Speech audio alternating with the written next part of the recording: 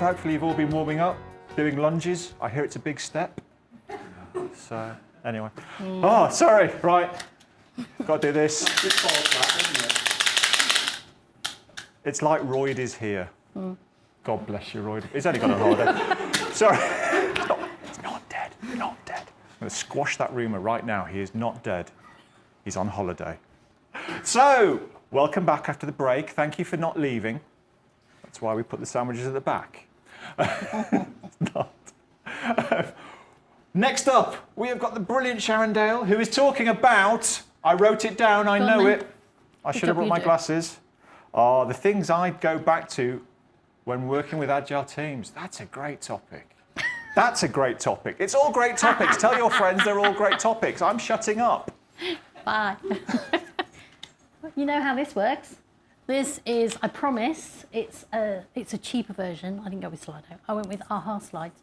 And if I have to listen to myself talk for 45 minutes, I'll be bored. So I want your input. So if you wouldn't mind scanning that, that'd be great. And the first question is, what's the most difficult thing about working with a wider team, including stakeholders who are new to Agile ways of working? If you'd like to, if you're the type, you can speak to the person next to you. That helps you get your brain going. Cool, okay. Not estimating, stakeholders ask for more and more as part of a small request, convincing them to commit the time. Yes. Actually, I already know Agile. You spelt that wrong. That should be I already know Agile with a big A. Getting people on board. These are all anonymous, by the way. So, why should they care? Yes. Explaining the rationale. Lovely. Beautiful. Okay. So I'll come back to these if I don't run out of time. Okay. When will it be? Oh, nice, nice. Some stakeholders want you to use Agile as a way to do waterfall. Yeah. We'll talk a bit about that. Okay. So is everybody okay? You got the QR code. You don't need that anymore. Good. I'll turn it off then. Fab. So things I go back to when working with Agile teams. I put a big A there. Sorry, because it's sentence case. This is me, Sharon Dale. That's my company. There's some stickers and some things at the back of the room. And I'm pixels in most social media places. Okay. The next thing I want to know is what you do. You can answer this however you like. I tick the box that says don't allow profanity. So job title or what you like to call yourself. If you want to go by function or whatever you want to do, that would be really interesting to see. Scrum Master. Was that you? That was quick. Coach. Technical architect, software engineer. Ooh, Agile coach, smiley face, sunglasses, nice. This is where you get lots of different ones because people put different emojis after them. Business analyst, technical architect, team leader, engineering manager, mum. I like that, thank you. Delivery lead, Agile co. I guess you ran out of, did you run out of characters? Founder and director. Principal platform engine. Nice. Take it, that's engineer. Fabulous. Okay. So we've got 15. That's probably all of us. What am I? I am primarily a coach. I've been a facilitator and trainer most recently. I've been called all sorts of things. Delivery manager. I had a big period of time where I did the same work, but they had different titles. I was an engagement manager, a service manager, program lead, God knows. But it was all the same job, which was broadly taking those stakeholders on a bit of a journey. What's the program that used to do that all the time? We're on a journey. And taking them through so that they would be comfortable and so they would learn and so that they wouldn't get under our feet. No, that's a horrible thing to say. Sorry if there's any there's no one put stakeholder up there. That's okay. Okay. So, while doing all that, I kind of fell upon this way of doing things. So the stickers at the back there are a bit like this. And so this is the way I've kind of put my talk together. So these are some things that I think are really important for people when they're coming into Agile teams, when they don't think they know anything or they think they know everything. And so starting with curiosity. So I'm going to ask you, what's important about curiosity in this scenario, and how can we encourage it? So there could be 2 questions there, 2 answers. So what's important about curiosity as a thing? So if you are a stakeholder and you're joining, or a stakeholder is joining your team, why do you want them to be curious? Why do you want to encourage curiosity? Lots of typing. They're not all like this, by the way, sorry. There's quite a lot at the beginning. I want to hear yes. Oh, quite a few at the same time. Okay, open-minded, add value, it adds growth, development, knowledge, make it relatable, add value, open-minded, spark conversation. Oh God, they all move around. Success. Why? Why? Rude. That's a rude question. I'm sure you came across that in your research. How and what? Lovely. Ask why. You mean why? Willingness to learn enables growth, collaboration. Lovely. Beautiful. Okay. Oh, 22. People are doing more than well. Willingness to learn. I like that. Allows improvement. Beautiful. Right. So let's see if there are any extras on here. So we want innovation. Often people want innovation, and I said this to you earlier on, didn't I? I found a lovely little thing where someone had said something like, I think it was a joke, but it said, we want this, we want it to be innovative, show us someone who's done it innovatively before. Okay. We want continuous improvement, which you talked about. If people are curious, it encourages them to do different things, to explore new ideas.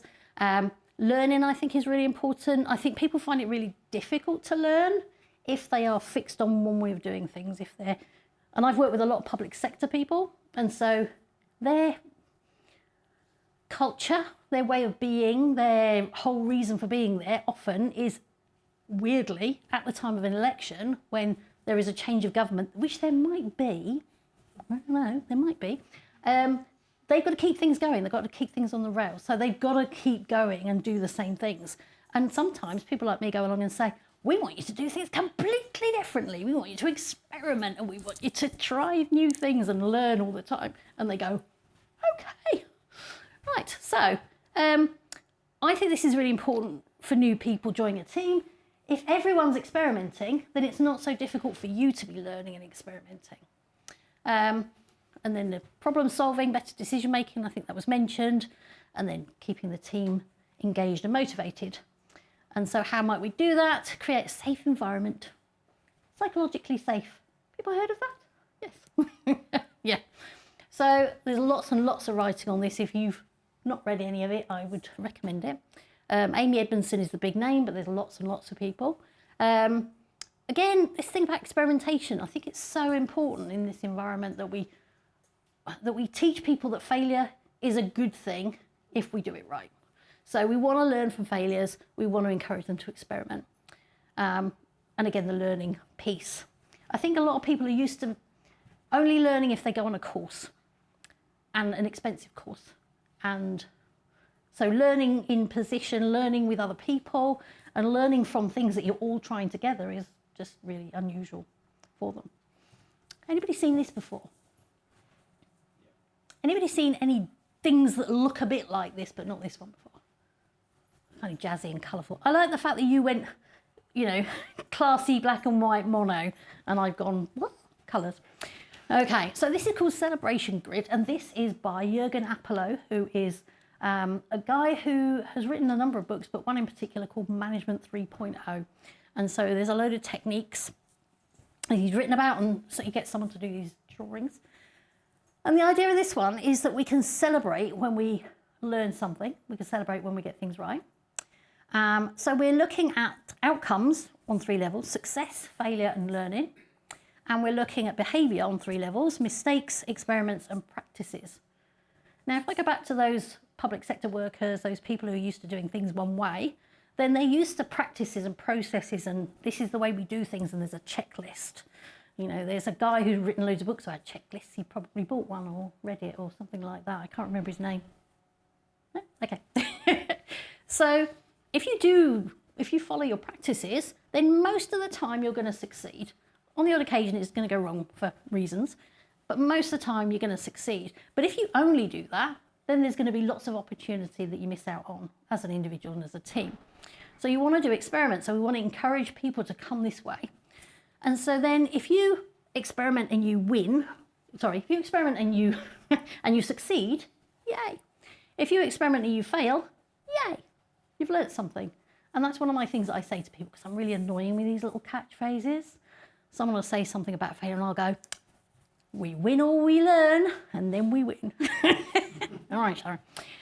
And then you've got these things, which are mistakes. Now, these things are not planned. These just happen. You know, we've done something and we've messed it up, we've failed, but we haven't planned to experiment with something. It's kind of unintended consequences. And you can see this learning bar down the bottom. We're learning most here because we're learning whether we succeed or not, because we're learning from the failure and we're learning what to do differently next time. And here we're learning from the practices that succeed. We might also learn a little bit here. Why did that go wrong? What happened there then? And we might learn a little bit here when we make a mistake, but it works okay. But most of the learning is, most of the success is happening here, and the learning is happening in the areas where we've got the green bits and pieces. Okay. Any questions? Okay. It's really useful to use in a retro. So if you can print these out from the website as well. So I'll do a blog post with links and stuff for you. So if you print this out and you stick it up on the wall or on Miro, because you're probably not all together, and you can get people to put stickies on and say, okay, so what did we do that worked great? There were practices. Oh, there's always one. I know it's me. And what did we do that were experiments that worked and didn't work? What were the things we expected to work that didn't? And what were the mistakes and what was the outcome of those things? And so you could do that during a retro, or you could do it, just leave it on the wall or in Miro and do it as the iteration goes on, as the sprint or whatever. And I think it's just a really nice way of encouraging people to that middle section to experiment. Okay. Community. Guess what? What's important about community and how can we encourage it?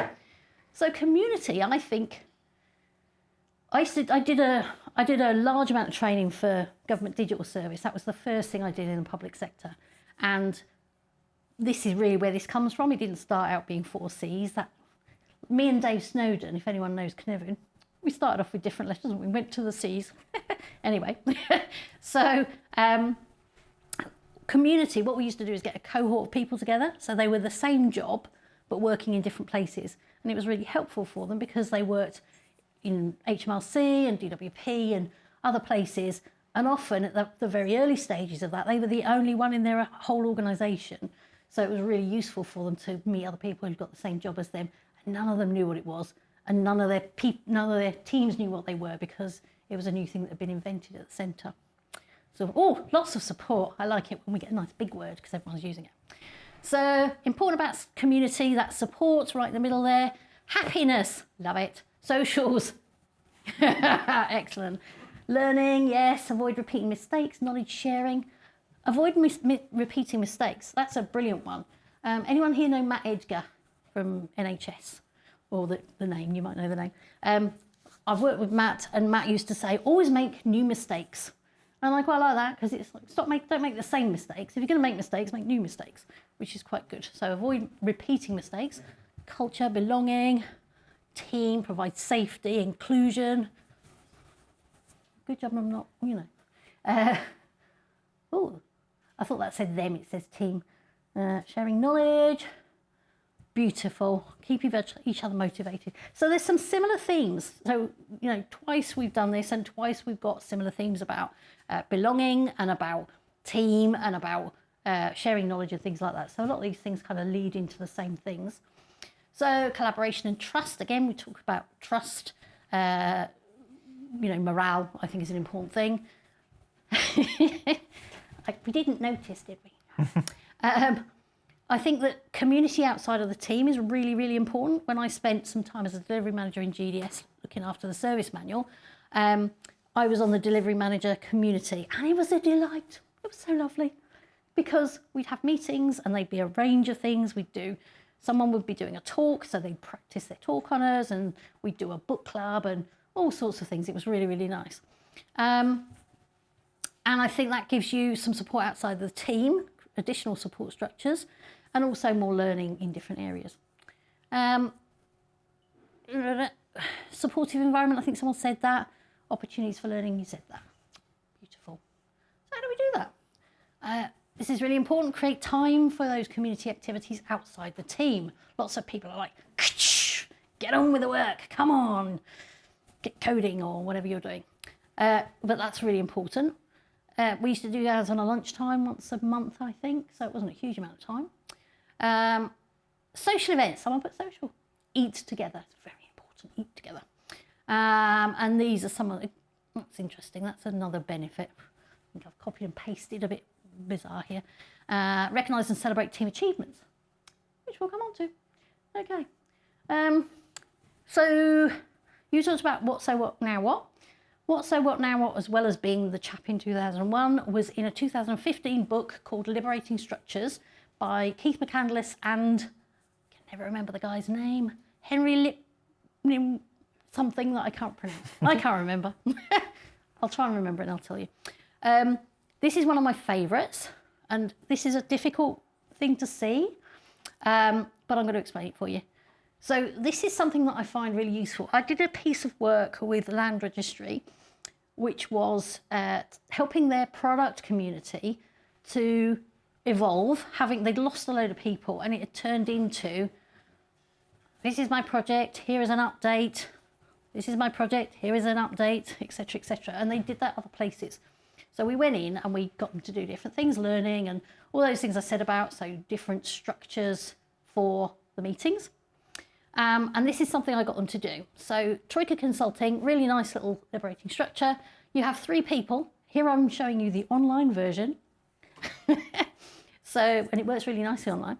So you have 3 people, put them in a breakout room, put the others in different breakout rooms.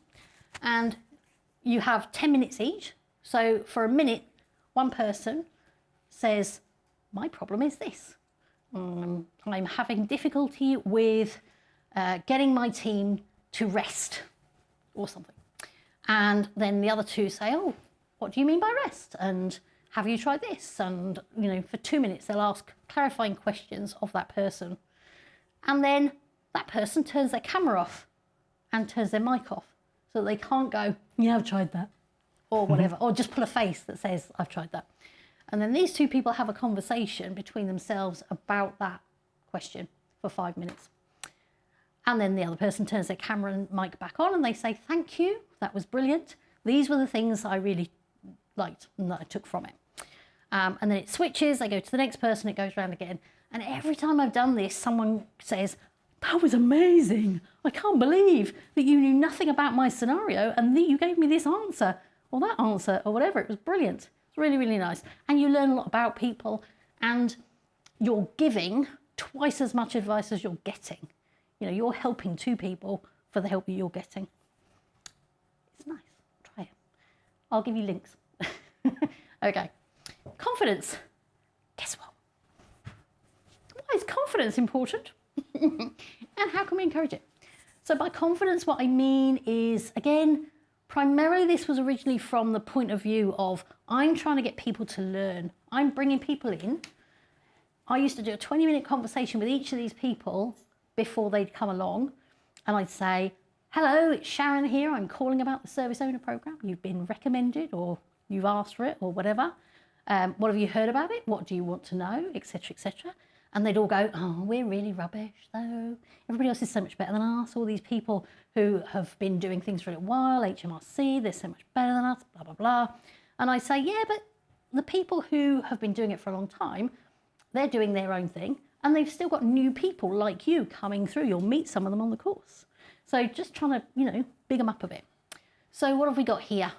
Allow people to practice, yes. Yeah, it's really hard to actually practice things. If you've got no confidence, you'd be, I don't want to do it. Allow people, self-efficacy, I think that's it. It moved. I keep seeing allow people to practice. It just keeps moving into my eye line. Speed, psychological safety, again, yeah, trying new things, growth mindset, beautiful, yeah, realistic goals. Whoa. I really should turn it off until you've all done and then go, right, bing, there it goes. Okay, inspires trust. Again, we're hearing the same things again, aren't we? Learning, trust, psychological safety. Beautiful. And psychological safety is getting big in the middle there. I like it. Allow failures. Beautiful. Okay, what have we got? High performance, better outcomes. Take initiative and ownership of their work. Again, if you're not very confident, you're not going to do that. With that piece of work I talked about with land registry, they took a lot of people from their operations team into their product management team, particularly for the internally facing services. And those people would come along for, I can't remember what it was called, it was an expression of interest thing. Those of you who've worked in the public sector will know. So they came over on an expression of interest and they tested it for a bit to see what they thought of the job. And a lot of them said to me, because I interviewed a load of them when we first started the piece of work, and they'd say, yeah, I turned up and they were all speaking this language that I didn't understand, using these words I didn't understand, and I didn't know what to do, and I just stood there and, okay. Now, you know, how difficult is it to give someone a buddy and to say, hello, I'm your friendly buddy. Ask me anything, you know, for everyone to say that, for everyone to say, ask me anything, you know, no problem. No question too silly or anything like that. What else have we got? Increased motivation. Yeah, tackle challenges. I think we've got all of that stuff. Beautiful. So how do we do it? Create a culture of trust, psychological safety. Members feel safe to express their ideas, don't feel they're going to be belittled or anything like that. Regular feedback and positive reinforcement, and then again the learning. So, anybody seen the Dragon Age induction board? Oh, this is amazing. So this is a Trello board put together by Sarah Carter, who is an amazing woman who does people team stuff. And it's basically a template that's publicly available for an onboarding Trello.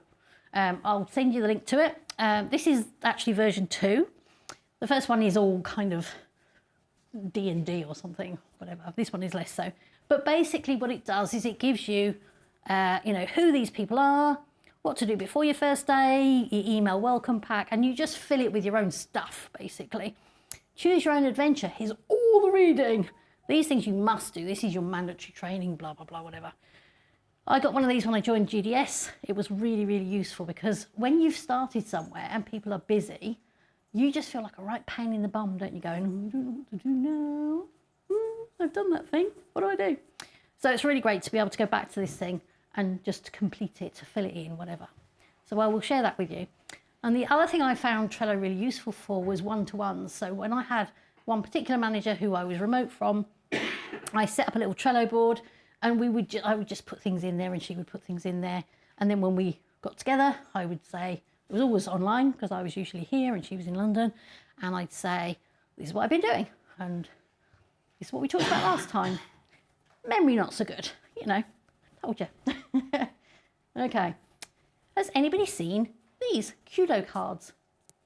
Fabulous. Okay. So this is another Jürgen Appelow Management 3.0 thing. These are physical cards that you can buy, or they are a PDF that you can put on Miro. Cheap. And basically what they say is many thanks and thank you and great job and awesome somewhere. I can't find it now. Proud, all that kind of thing. And so people will put those up on a Miro board or whatever. Now, the first time I saw something like this was 2014 when I joined GDS, and we had a delivery manager called Mark Dalgarno. Anyone know Mark? Very tall Scottish man. He runs a load of events and conferences and things like that. And he's very dour, and he speaks very dour, and you think, oh, he's very serious. And the first time we did a stand-up, which I'd come from Leeds to go to, he stood by this pillar and he said, I won't do the accent, this is the pillar of praise. And I went, I'm sorry. And basically that was a place we would stick stickies saying thanks to people and things like that. And I'm sure I took photographs of it, but I can't find them anywhere. So I emailed him, tweeted him and said, have you got any photos? He said, I'll check the archive. And he found one, and it was a picture of Matt Edgar, and underneath was a sticky note that said, Matt Edgar equals genius. So that's all he could find. So that was my first introduction to this. When I went to the Ministry of Justice studio in Sheffield, they had an entire wall covered in these things. It was amazing. And it was just so nice because people go, people appreciate me. That's really nice. Now, my own contribution to this is that wherever I go, I set up an appreciation Slack channel. And what I do is I say thank you to the people who've been helping me on board. And then it says, do you want to invite them to this channel? And I go, yes. And then they go, oh, that's really good. I'll say thank you to someone and I'll invite them. And it just grows like that. It's amazing. And so this was, I think the next job I started, I said, I went to start an appreciation Slack channel and they've got one. How amazing. That's amazing. But what was really funny and very meta is that when I left, someone put thank you for creating this channel in the appreciation channel, which I thought was really good. What you want to do is avoid it turning into this. Yeah. You know, we don't want employee of the month. Do you know what that is? I didn't get as much of a laugh as I expected, didn't I? You didn't get it. Whatever. Okay. And then we've got capability. So really this is what it's all aiming for. I'm training people, I'm aiming to give them some capability, but on the way we've had to make them curious, we've had to give them a bit of community, and we've had to get them a bit more confident. And so, what's important about capability? You don't really need to answer this if you don't want to. You can shout out or you can keep typing. Look, people are typing. They're really into it now. I'm typing. I don't have to speak. This is great. I'm an introvert. Can do things. Yes, absolutely. Yeah, we can do things. Being great feels great. Oh, I like that. That's lovely.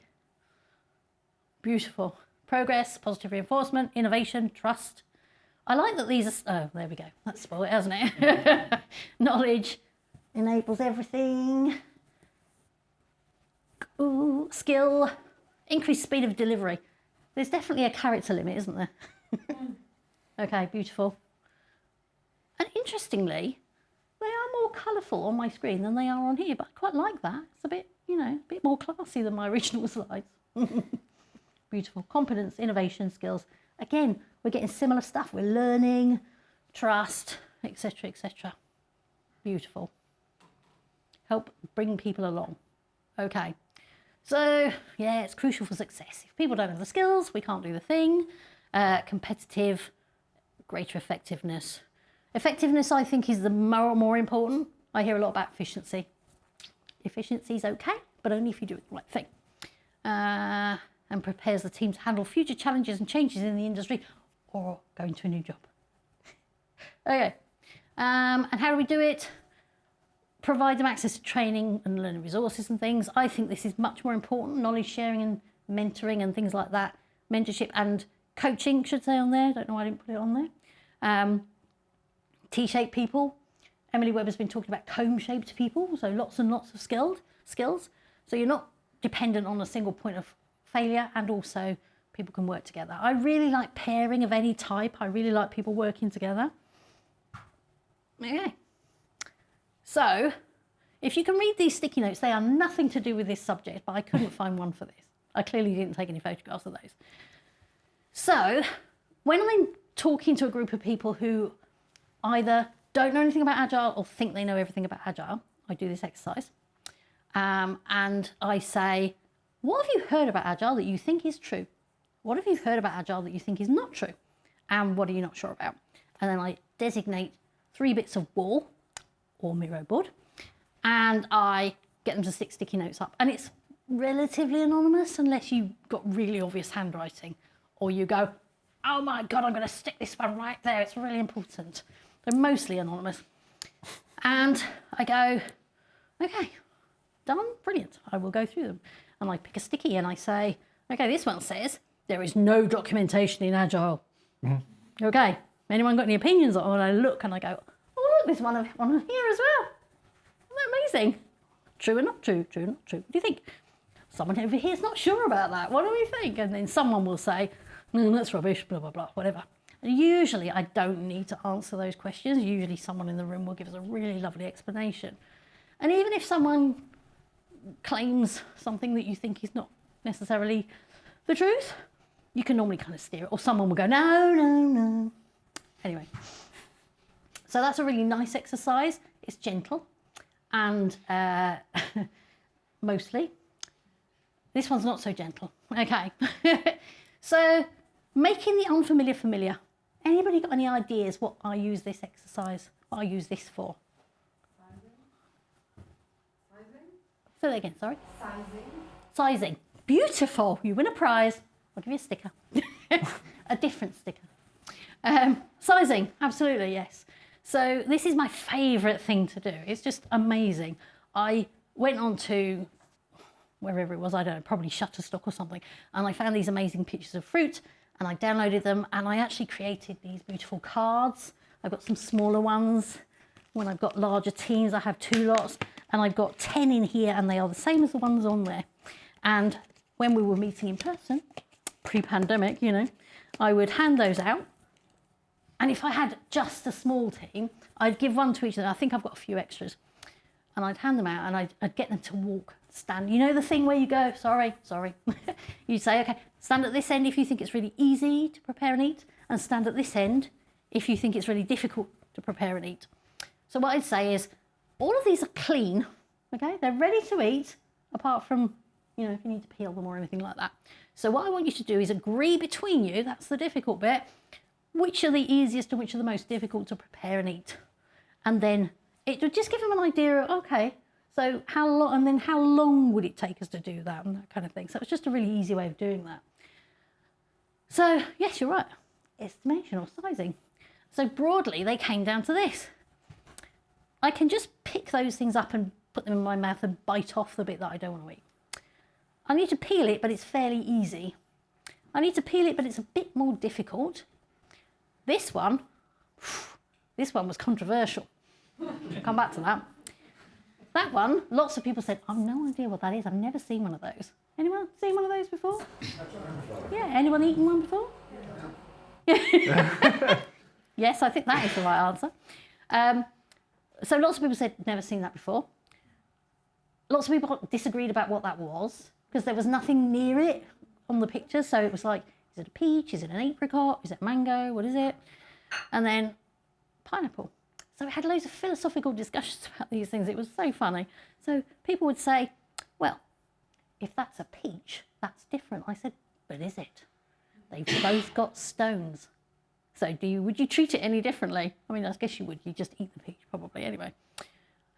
Nectarine, let's say. So this one, why is this controversial? Anybody got any ideas? Anybody got anything to say about that fruit there? I won't even tell you what it's called. Some people eat the skin. Oh, yes. That didn't come till really late on, actually. That's just crazy. You eat the skin? No, not him. All right, just, yeah. So how am I doing for time, by the way? I don't want to run out of time here. Still a half hour. Half hour, Good time. Just as well. Yeah, 20 minutes, half hour. Okay, so they have another problem. You never know when they are ripe enough to. oh yeah, that was the other thing. Sorry, everything's clean and everything's ripe. Thank you for reminding me. Thank you. So everything's ready to eat. And I went to the College of Policing, and they were saying, "Oh God, you've got to peel them. It's such a pain." And someone went, "No, you just cut it in half and eat it with a spoon." Oh my God! You saw, you know, the emoji with the exploding head. It was like that. It was like, what? So funny. And then we had one guy in one class, and he was arguing with everybody else said it's that way round. You know, you can peel the orange, or that. Actually, it might be the other way around. You peel the orange, whatever. And he was going, no, you have easy peelers for a reason. They made easy peelers because they were hard to peel. We were like, you're taking this a bit far. Let's go back to what we're trying to learn here, you know. Anyway, the next day he was late in, and I said, he's gone to Sainsbury's to buy one of each. And he hadn't. But it was, we thought he might have done. But I think they're lovely lessons, because if we don't understand something, we probably need to give it a bit more time, or do a spike or something. If we don't know what something is, we probably need to go and ask someone and identify it and ask a few more questions. So I really love it. Anyway, I probably talked about that for long enough. Never mind. So then we get into this. Anybody ever said to you, just give me the best practice? Just give me the checklist. Just tell me what I need to do. You know, don't give me all this stuff. Just tell me what to do. Yeah. So who's come across Kniving before? Lovely. Anybody not come across Kniving before? Cool. Good. I can still explain it then. Okay. So this was invented by a guy called Dave Snowden, who is very Welsh and a little bit grumpy. I hope he doesn't. Hi, Dave. Nice to see you.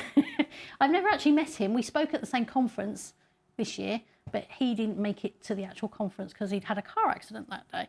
He's okay, but he phoned it in. Anyway, so we've got these domains, we call them domains. This one in the middle is confusion. We don't know something, we stick it in the middle for now and then we think about it.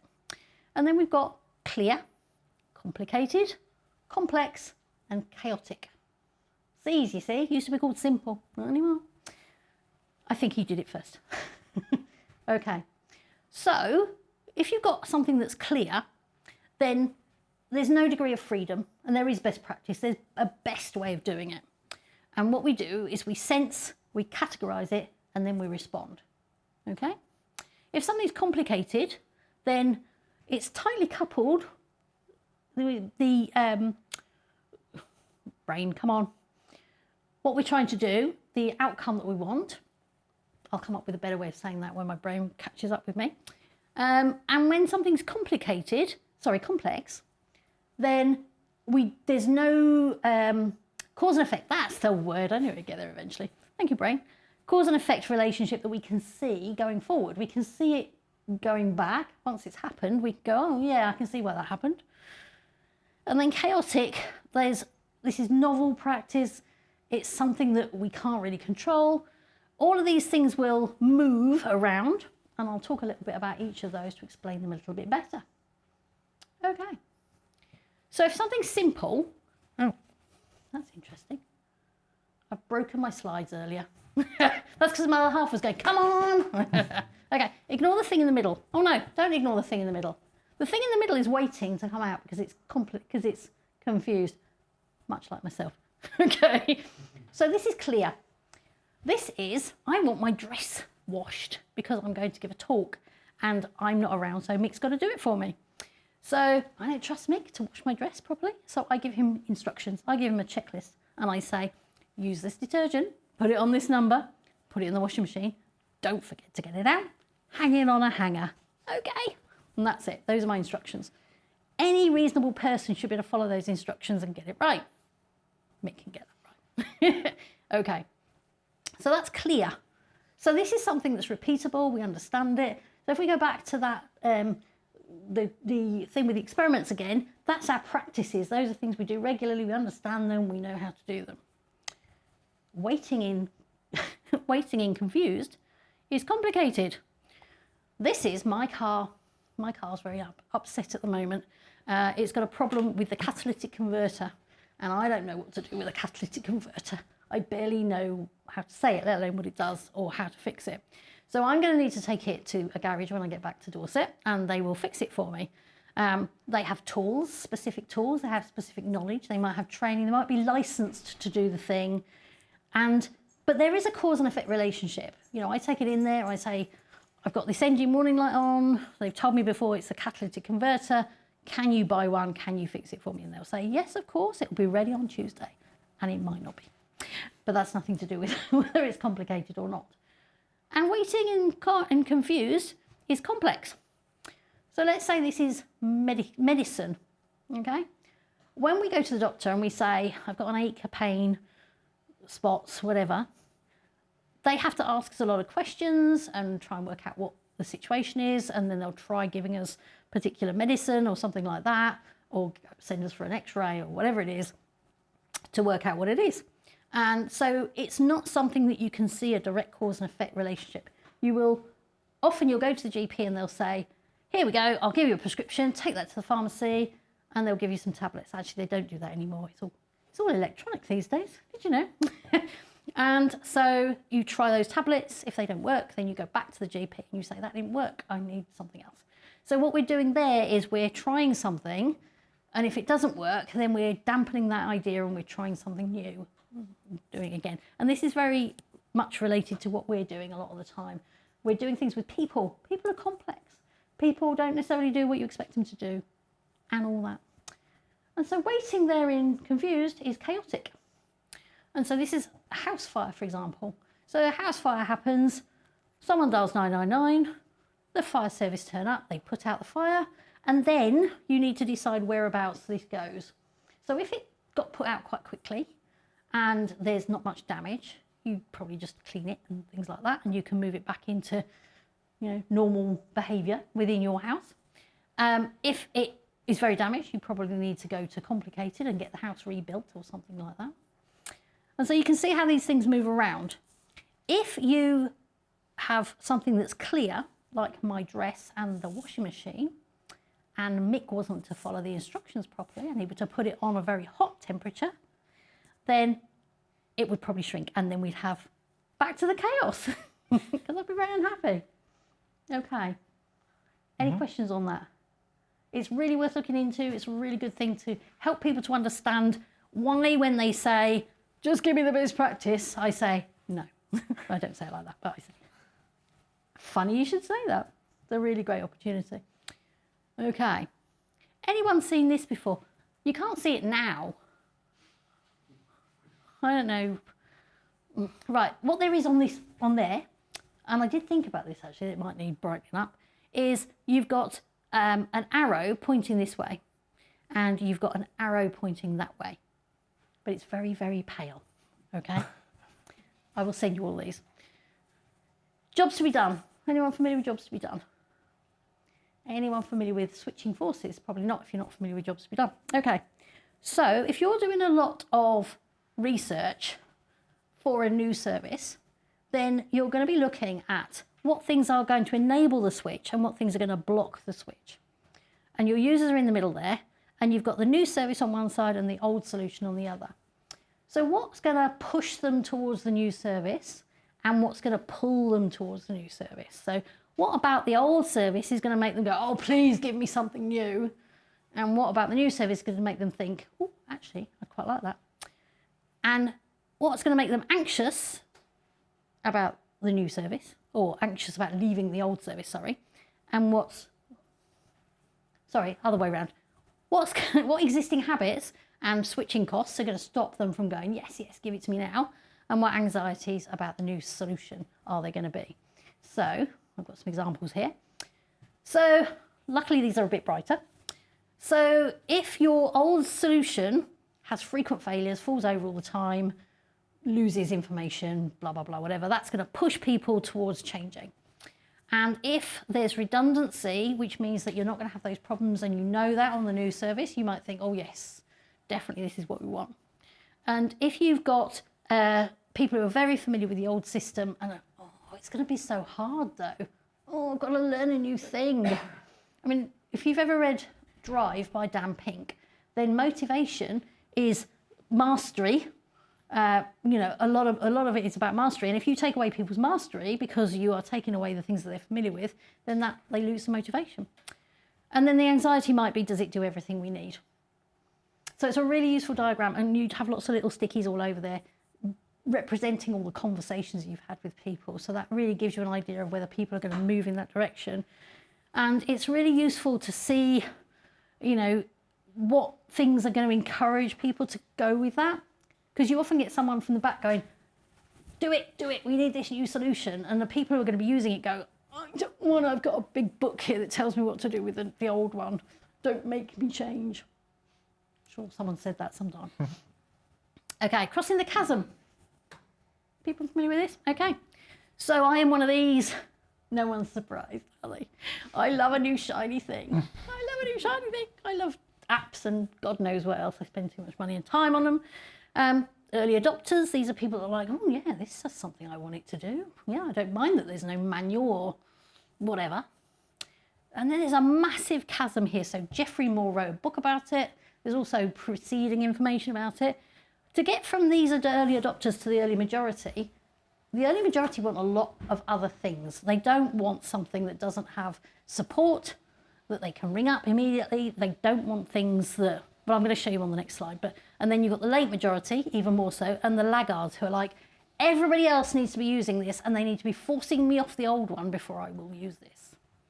Anyone know someone like that? My dad, yeah.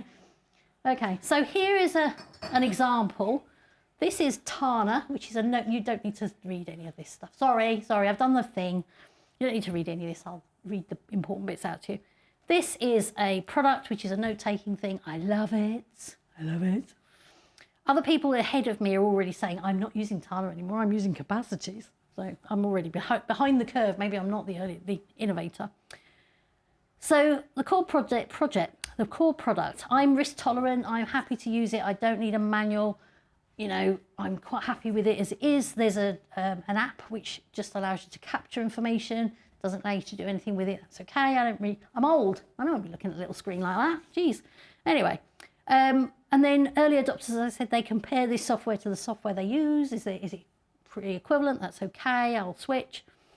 But then the people who want the whole product, so all those people the other side of that chasm, they want integrations, security, compliance, a high value use case, SLAs and that kind of thing, training, onboarding, manuals, change management and adoption services, scalability and performance. Oh, that's interesting. It says something went wrong, reload. This could all go, no, I won't do that. Data governance and management tools. So if it's just me using it for myself, then that's fine. I'm prepared to take the risk that I'll lose some information or whatever. But there are lots of people who wouldn't be prepared to do that. Let's see what happens when I try and change the slide. There we go, look. So this is Tana. This is real feedback on the Slack channel. This was originally Slack, and I changed it to Tana. Okay, hi, is there any progress on when the mobile app will be available? It's increasingly frustrating that the same frictionless experience on the desktop isn't available on the mobile, etc. It would be very helpful to know the rough timescale on when the Mac OS calendar will be integrated neatly into Tana, blah, blah, blah, blah, blah. This is all in the last week because they've started charging, you see. So, hang on a minute. Can we get an update of the status of the full mobile app? And are you going to go with Android or is it just going to be iOS? Can we get an update of the status of... I think that might be the same thing. I'll bucket it up again. Okay. Hello, everyone. This is a more pleasant one. Are there any plans for better support for the iPad soon? When audio capture on Apple Watch... I love the emoji. Will the mobile app only be available for paid users or for everyone? And you can see people's concerns coming out here. And so this is really helpful because it helps you to see or think about when you're going to be able to move people over, or if you'll never get to that point. You know, if you're putting all your eggs in one basket and you think people are never going to change because the thing that they've got is it's just doing everything that they need, even if it's doing it badly. I did a project with Barnsley Council. They built an income management system to replace a incumbent supplier who I probably shouldn't mention. It's been videoed, but they were a bit rubbish. And the idea was that MHCLG would give them some money, so D-Luck now, MHCLG in old money. So D-Luck, we're going to give them some money to turn that into a product that other people could use. But again, people were saying, well, where's this, where's that, where's the training, what's going to happen about this, etc., etc. Okay, and this is the results. So here is a team that I worked with at Department for Education. This is where I was an engagement manager, I think. And this was the day we put it live, well, beta, but, you know, effectively live. And so the whole team was there. We worked from Manchester, next to Piccadilly Station, from an office in Leeds, from an office in London, from an office in Sheffield. But this day we were all together. It was the only time, one day in the whole project that we were all together. It was amazing. And you've got a whole team there. You've got developers, service designers, and 1, 2, 3, 4, 5 people who are from the policy team who on my first day, which was 2 weeks after everybody else, we hadn't seen. Another week later, we hadn't seen them. Another week later, I'm saying, where are those people actually based? Thinking maybe they're a long way away. They went to the other side of those filing cabinets. And I said, can we not invite them to stand up, do you think? So that was my job, really, pulling those people in. This guy was the service manager. Well, he was the proxy service manager because the senior person wanted to be the actual service manager. Wearing a proper shirt. A proper shirt, of course, and a belt, yes, of course. Lovely people. We had a brilliant time on this project, but the best thing about it was how everybody came together and we had that trust, that psychological safety. Everyone was learning, we were experimenting. When we took over the project, we took over at beta, and the alpha team had made an assumption that they were going to be able to use a particular type of data to identify the teachers who we were paying extra money to because they were teaching maths, physics and modern languages. And when we got on the project, we looked at this and we found that that data didn't exist or wasn't good enough, you know, same old, same old. So what we did was we did a bit of investigation and we spoke to the pensions team from DFE who administer all the pensions for all the teachers. Who knew? And they said, yes, of course you can use our data, which was amazing. So we found some innovative solutions to things. We worked together nicely. We went for a day trip to the Leeds office, which was the XW's office. And we went for a day trip to Paper's office in Sheffield. And we went for food, like I said, eat together. And it was amazing. And this was probably the second favourite job I've ever had. Not the favourite, but the second favourite. Close. Okay. So, what are you going to take away from this talk? Fastest finger first. I wonder if I should press the reload button. Do an experiment, learn to fail first. Fail fast and all fast. that Yeah. stuff. I wouldn't. No. Oh, participants are typing. That's all good. Survive. Oh, reload. Try reload. See what happens. Oh, thanks for the heart, whoever that was. There we go. There we go. Software equals people. Or doesn't equal people. I'm not sure what happens. Doesn't, thank you. Confirmation through estimation. I can send you the files. Lots to look up, new things to try. Trello for onboarding. Like it. Many ways of getting going. Knowledge. Aha slides. Lots of team ideas. Confirmation. The fruit estimation's getting bigger. I like it when something takes off a bit. Beautiful. Thank you so much. People are still typing. I'm going to say thank you very much. This is me. Stickers at the back. And thank you. Thank you.